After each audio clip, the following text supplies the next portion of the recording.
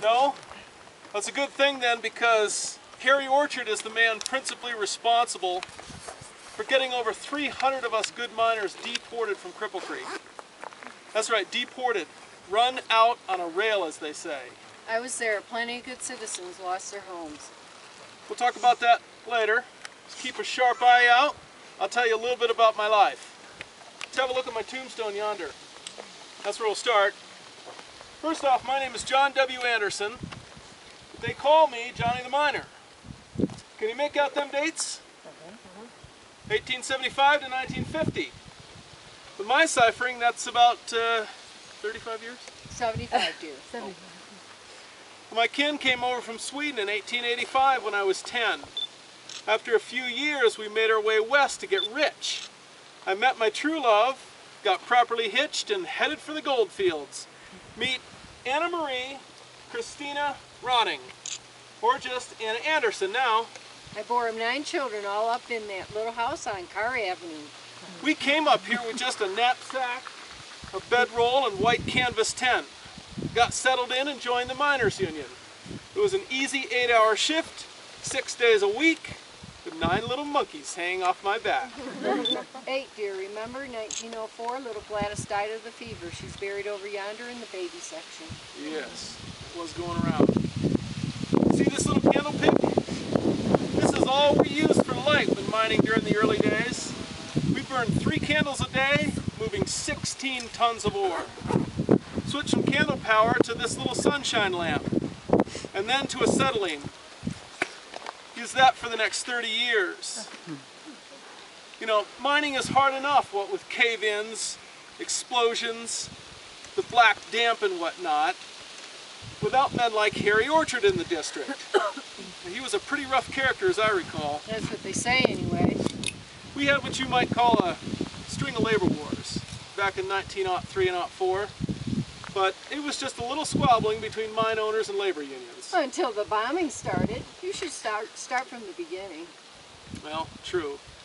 In my opinion, the Cripple Creek labor wars all started when the union bosses tried to muscle into the smelting and processing mills down in Colorado City, you know, down the mountain.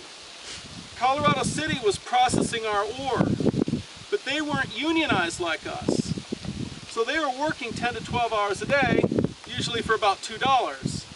That was still good enough money for what they were doing. Johnny, tell them how much you were making. Well, we were making $3 a day up here. I guess the union had gotten enough men to call a strike down there for higher wages, but when that didn't work, they called another strike up here to try to stop ore from going down the mountain. And that made mine owners mad. Tell them about the scabs and bombings. Well, you sure? Yeah. All right. We had 2 big bombings because of all the scabs during the strike. One at the Vindicator Mine and the other at the Independence Railway Depot. 15 men were killed. Most believe Harry Orchard did the dirty work. That's right. Governor called in the Colorado militia. You call it the National Guard now. General Sherman Bell, one of Teddy Roosevelt's Rough Riders, headed it up. And he brought in 1,000 men and a Gatling gun to restore order.